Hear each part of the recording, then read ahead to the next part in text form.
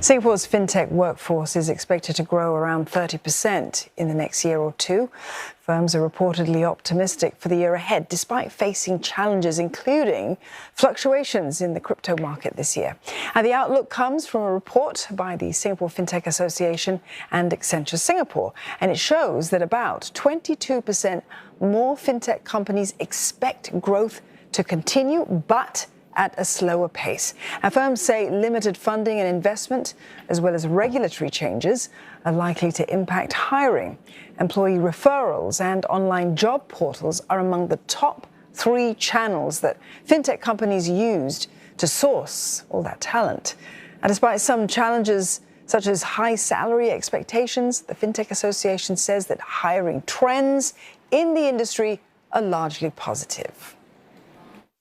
There is a 10% increase in the overall number of employees who are employed for more than 3 years, which is a very good sign.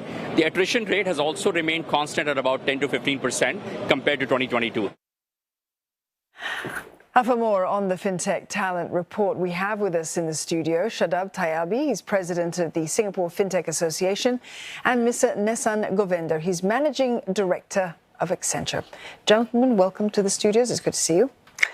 Mr. Tayabi, let's begin the discussion with you. Your report, let's take a look at it here. It predicts the fintech workforce is going to expand by 30% in the next year or two. How does that reconcile with the layoffs that we've seen in this sector, though? That's a very good question, Don. You have to look at it from a fintech as a sector altogether. We are a relatively new sector compared to the other segments of the industry. We have been growing very quickly, like even this 18,000 number of the current workforce, that is a 30% increase from last year.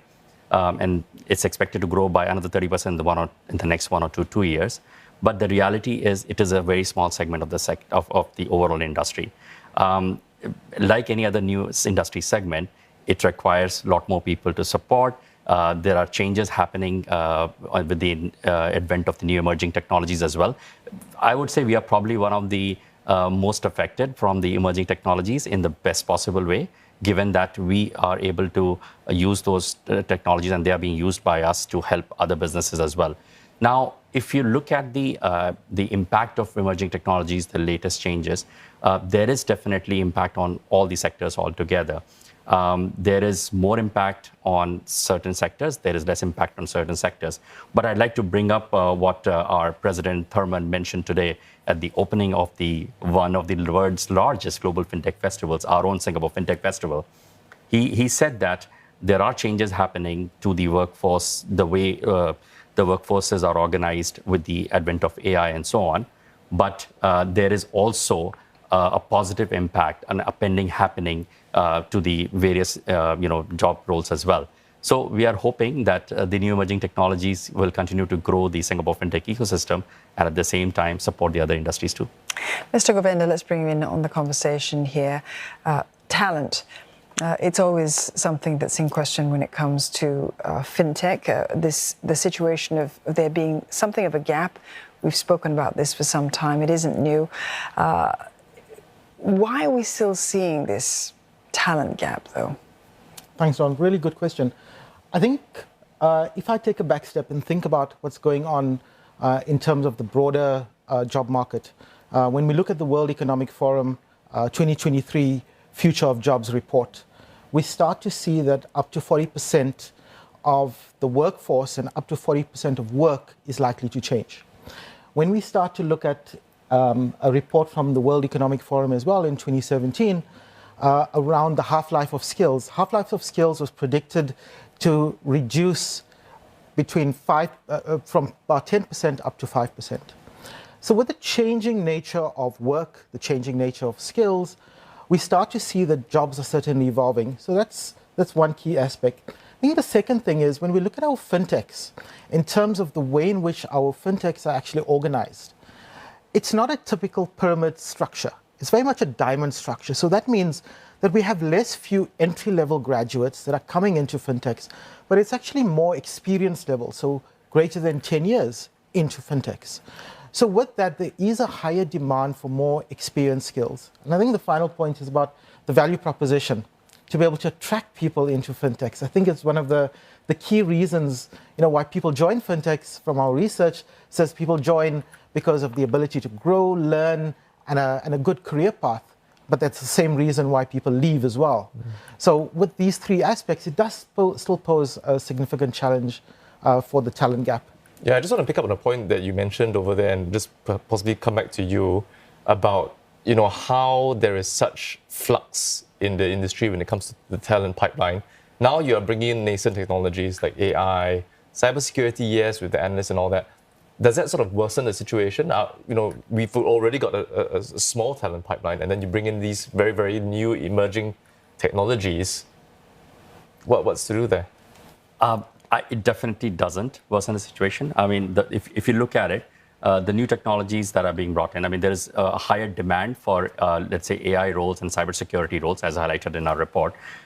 There is a parallel ingenuity that is coming out from our fintech companies as well. If you look at the report, it says very clearly that the various fintech companies are looking at different pools of talent as well. They are looking at improving the talent skills of their own employees. They're looking at making sure that they are tapping onto different pools, such as gig marketplaces as well, social media. They're utilizing all these new tools. In fact, they are also looking at the mid-career professionals as well. So, in fact, from our own perspective, SFA has been partnering with the Workforce Singapore. We have launched the mid-career conversion program, which specifically targets professionals from other industry segments who are trying to break into fintech. And you cannot train a programmer in 6-9 months, but you can at least look at job roles which can be trained for much quicker. So we have launched the QA engineer program, which is a 9-month program, 3 months of structured training, 6 months of internship with our own SFA members, our own SFA community, which is 800 members strong already, which has 10 different subcommittees. We are absorbing the talent from other industries just to make sure that we are also prepared. But at the same time, it solves the bigger problem too. So there is that impact of emerging technology, which fintechs definitely work on. It's a positive impact coming on the society in terms of bringing in more talent from across the other industries as well. Mr. Governor, maybe just bring you on this conversation. Where do you see the firms using these nascent technologies the most? What areas of their work do you see things like AI coming to the fore a lot more? So we're starting to see that fintechs are actually starting to explore a lot more innovative technologies. So the use of AI in terms of everyday work, so software engineering, the way in which work is going to be automated. So we're starting to see the use of AI tools to be able to improve the work. However, just to add on to Shadab's point, is that it's not going to replace what we typically see in terms of work. It's just how we think about work is going to be fundamentally different. And it's really about man plus machine really being augmented. So it's not a replacement of work, it's really going to be an augmentation. I think just to add on to a point that Shadab mentioned, and I think we always talk about the talent gap, but we truly believe that for fintechs, it's starting to think about how do we not think about this war for talent, but think about talent abundance. We have talent within our own workforces. And the key thing is, how do we find that hidden workers? How do we find the talent that we can actually reskill? And we talk about skills proximities and skills adjacencies in our report in terms of the way in which you can actually convert someone who may have been a data entry clerk to becoming an AI engineer in the future. And the possibilities are still there in terms of the way in which you can actually upskill and reskill workforces. And when you think about those possibilities, companies have almost, they have a responsibility in a way to progress learning and development for their employees. I mean, just very quickly, both of you, just share with me your thoughts on what companies can do to actually sort of progress in that area. I think it's all about continuous learning, and the companies are taking that very, very seriously. In fact, in our own survey, we realized that like more than 50, almost 60% of the companies are actually spending more than $500 per year for every employee just on learning and training and learning and development. The reality is, it is important for companies to grow their own timber, if I may say, because ultimately you can only tap onto external resources, to a certain extent. if a person who has been well trained in the culture of your organization is aligned with the ethos of the organization, knows exactly the customers and the value proposition well, he or she is able to put in as much as possible compared to others. Mr. Govinda. Yeah, two things. I think one is creating that environment for learning. I think it doesn't help to have a number of learning programs in an organization when from the top, from a leadership perspective, it's actually not promoted. So creating that leadership ethos and that learning agility culture in an organization is extremely important. I think secondly is the realization that learning doesn't happen just by going on a training course. It happens anywhere, anytime, every time, all the time. So, we think about learning as being part of the work experience because that's where you learn the most. And we want organizations to be able to have that culture of learning in the organization.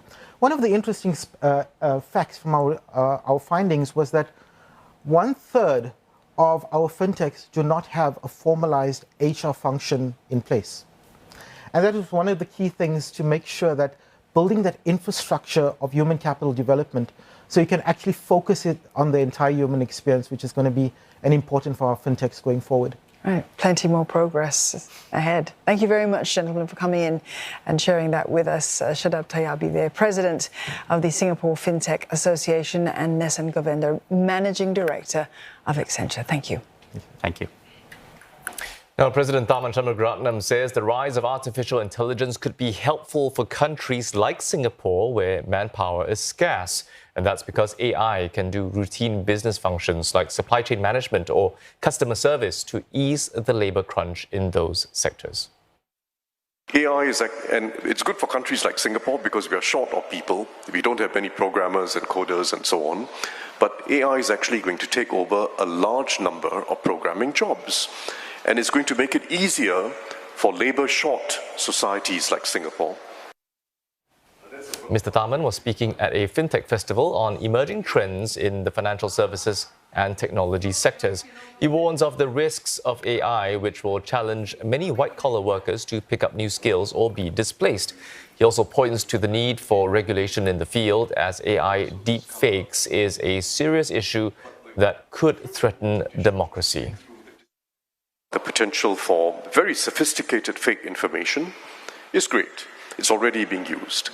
And when you combine that with the algorithms of the social media platforms, which do systematically lead to polarization, it's not as if you have a marketplace of ideas and then you become more open-minded as you listen to different ideas. In practice, what happens is you become reinforced in your views and sometimes your emotions.